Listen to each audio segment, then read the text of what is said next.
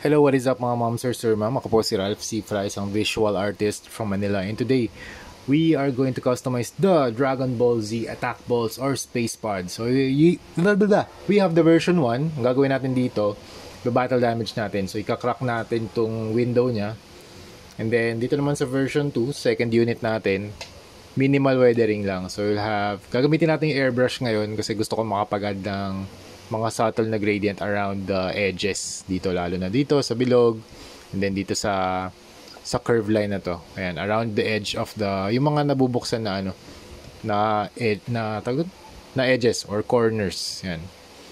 Tapos mag-add din tayo ng weathering dito sa loob. Minimal lang naman. Pero dito magkakaroon tayo ng physical weathering dito sa unit na to, yung first.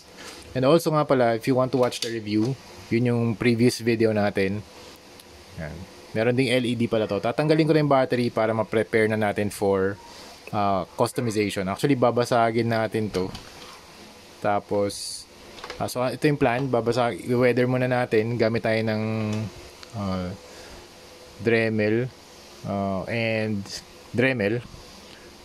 and maybe cloth to protect yung ibang surfaces para hindi mabasag. We'll use siguro screwdriver para ma-penetrate natin to. Pukpukin natin tong part na to. Tapos we'll use an airbrush. Hindi, ano pala yung tawag doon? Soldering iron para mapag-melt tayo ng mga plastic dito sa sides. Yan.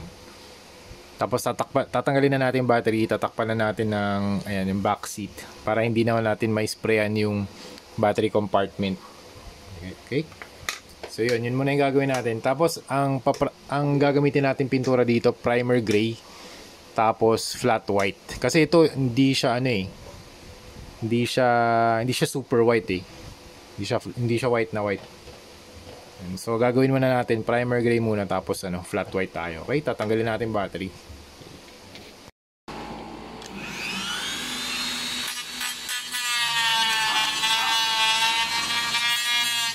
Kaya mga ma'am, sir, ma'am, ingat lang tayo sa paggamit ng Dremel kasi yung mga plastic parts medyo tumatalsik-talsik. So let's wear a mask and eye protectors. Okay? So ganito yung status namin. Naglagay na ako ng mga marks para malaman natin kung saan tayo magbe-break. Ito, be-break natin tong salamin niya. Tapos we are going to do some damage here. Tapos dito din sa sides. Okay? So be very careful sa paggamit nitong Dremel. Sobrang lakas nito, kaya ingat kayo sa paggamit. Okay? Okay, tapos na tayo gumamit ng Dremel. Nabasag na natin yung window. Nakapag-add na tayo ng damage sa outer part ng space pod. Ano ba nang tawag dito? Wait lang. Attack ball. Yun, attack ball. Tapos, ang next na step na gagawin natin, magmamask na tayo kasi magpa-prime na tayo. Mask natin yung area ng window para hindi natin siya matabunan ng primer gray. Gamit tayo ng masking tape. And sa part na to, teka, wait lang yan. So, itong white, itong lahat ng parts ng white, sprayan natin yan ng primer gray. Make sure na hindi nabubuksan yung yung space pod pag nag-spray kayo para hindi may sprayan yung loob. Kaya ito, dapat natin to i-seal from the inside. Pwede natin ito buksan, tapos dito natin siya lalagyan ng masking tape sa loob.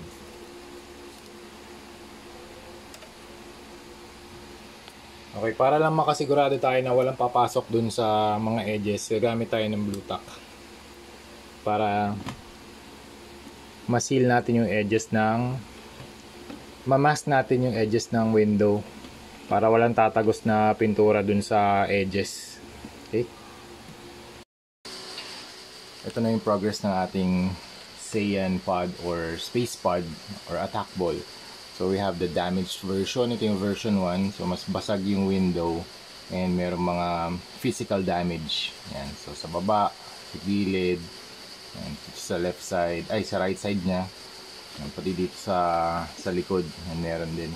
Gumamit ako ng Dremel. Hindi na ako gumamit ng soldering iron. Dremel na lang ginamit ko. Okay, request ni client pala yung button. Excuse me. Yung button dito sa loob, gagawin nating brown ito. Ayan. So, meron akong ayan, deep brown para halos color match naman. Na-try natin yung kulayan ng brown muna yun before we do the airbrushing. Ayan. Na-sprayan ko na rin pala to ng flat clear. Kaya meron na tong adhesion layer. Kaya lahat ng papahid natin dito na paint, kakapit na siya. Okay, try natin.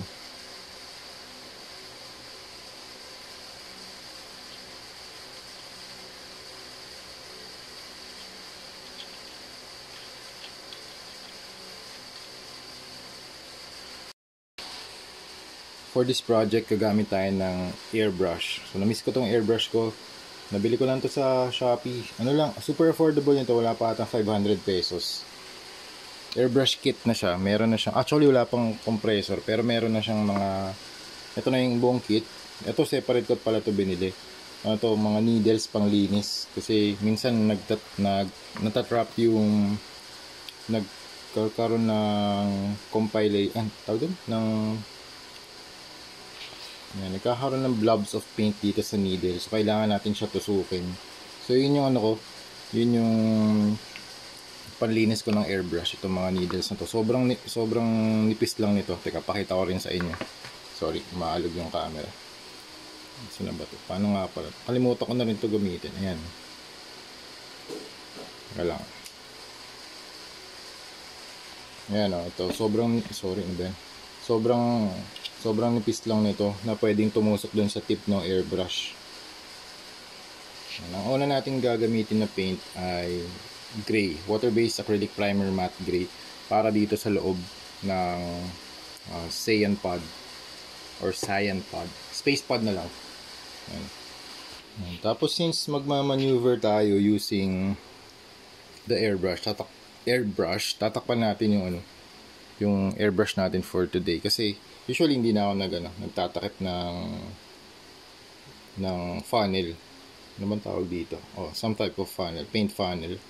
Kasi usually straight lang naman yan pag ni-airbrush. Pero ngayon parang magmamaneuver tayo ng onte kasi ispray natin yung loob eh.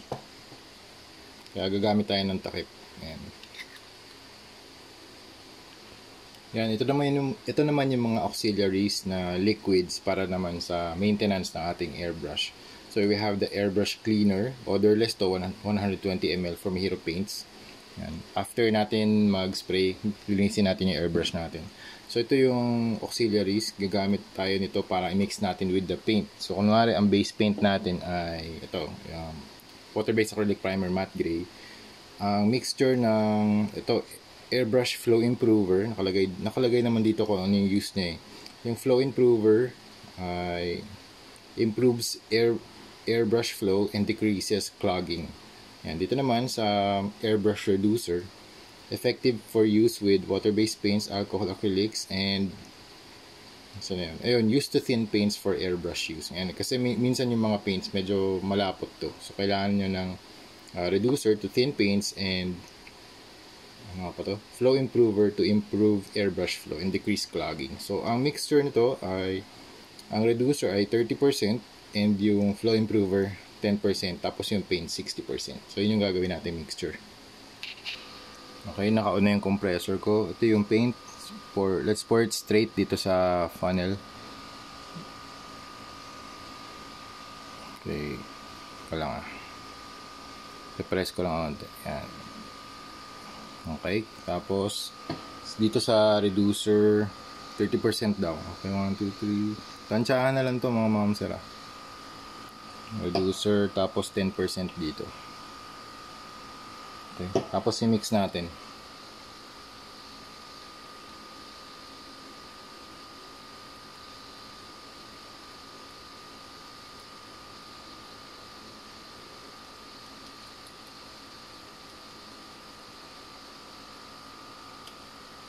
Tapos pwede natin try sa papel kung ano yung flow ng paint. Ayan, pwede na tayo airbrush. Ayan, pwede natin simulan dito sa sa mga edges. Ayan.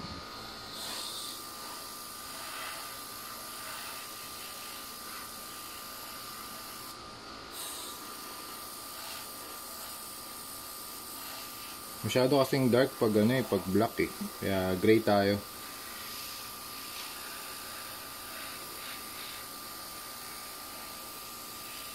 Pero pwede tayong mag-black sa loob.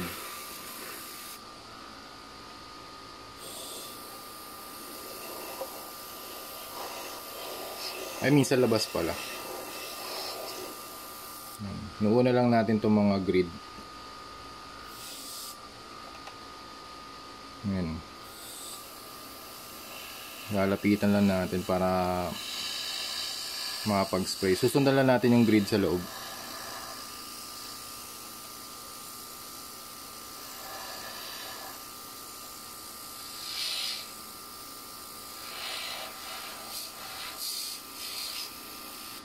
So yun, gagawin natin yan sa buong ano, sa buong space pad. Yan. Tapos dito din sa labas mag-spray din tayo.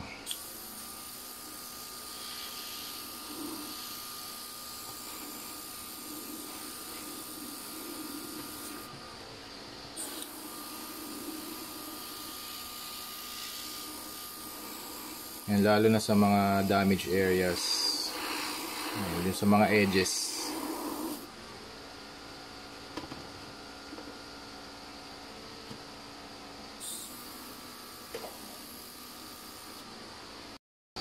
Okay, next na color na spray natin, leather brown, tsaka warm red. Yan. Siguro ano lang to, mas marami yung leather brown. Kailangan lang natin ng rust na color. Okay, spray natin sa papel. Okay. So, sample natin dito. Okay. Sa selected areas lang, hindi sa lahat. Dun lang sa may mga damage na areas.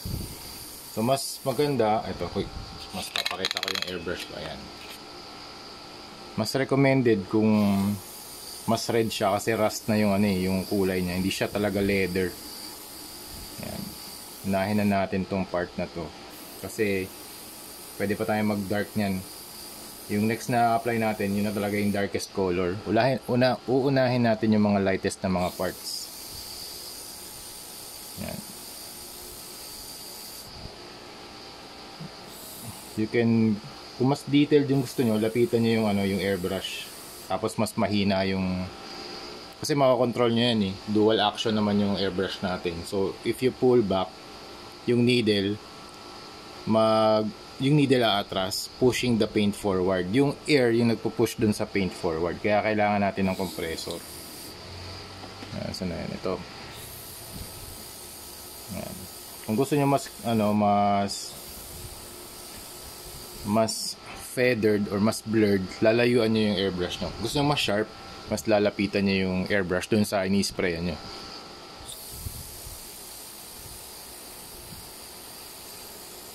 Okay. Dito pa pala. Okay. Next na color na gagamitin naman natin, black na. So ito na yung darkest na paint. Pwede na tayo pwede na nating lagyan yung mga darkest areas. Ayan.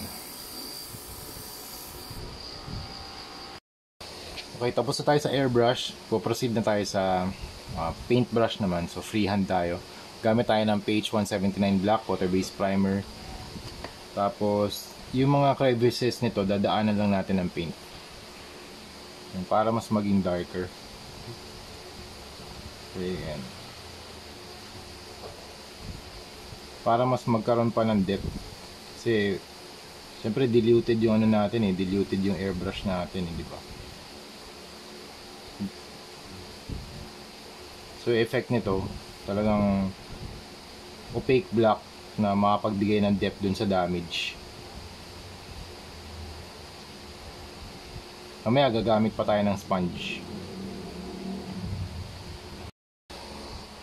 Okay, we're done dun sa mga black na parts. So, nalagyan na natin ng mga deepest areas. Mamaya mag-apply tayo ng sponge. Pero for now, mag-add tayo ng highlights using matte white and magenta. Mag-alagay tayo ng highlights dito sa sa window na basag. Okay, try natin sa edges lang. Sa edges lang, magda-dry brush lang tayo. Okay. Para lang magkaroon ng ng highlights. Sobrang dark na rin kasi.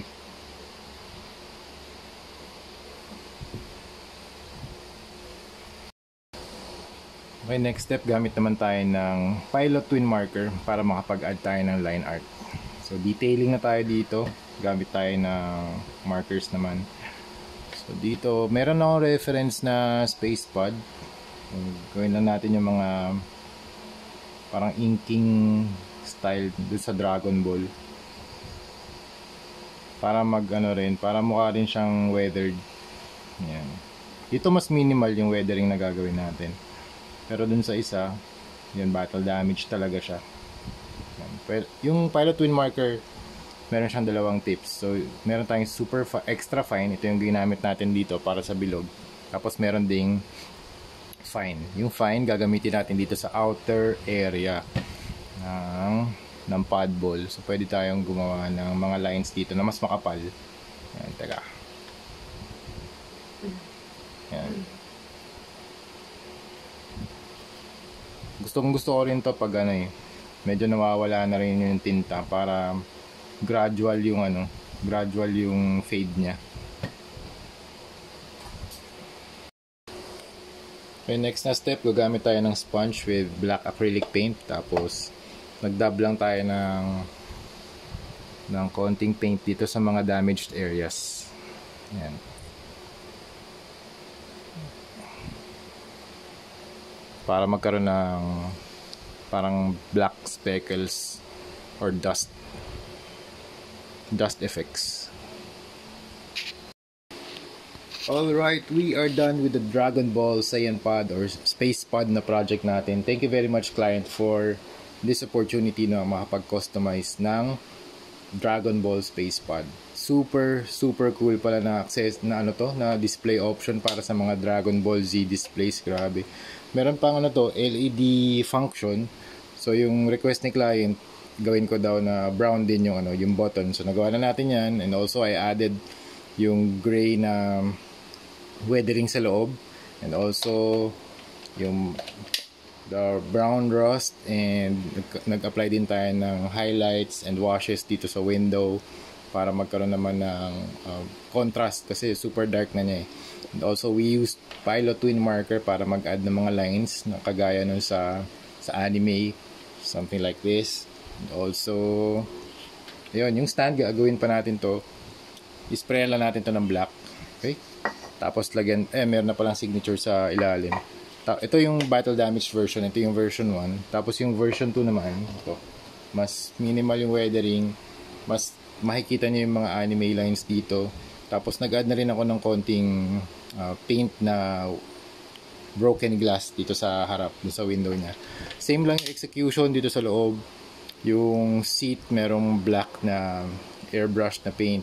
And then actually itong buttons okay na to eh, pink, and actually maganda na siya, neon pink, super bright para malakas yung contrast dun sa buong space pod.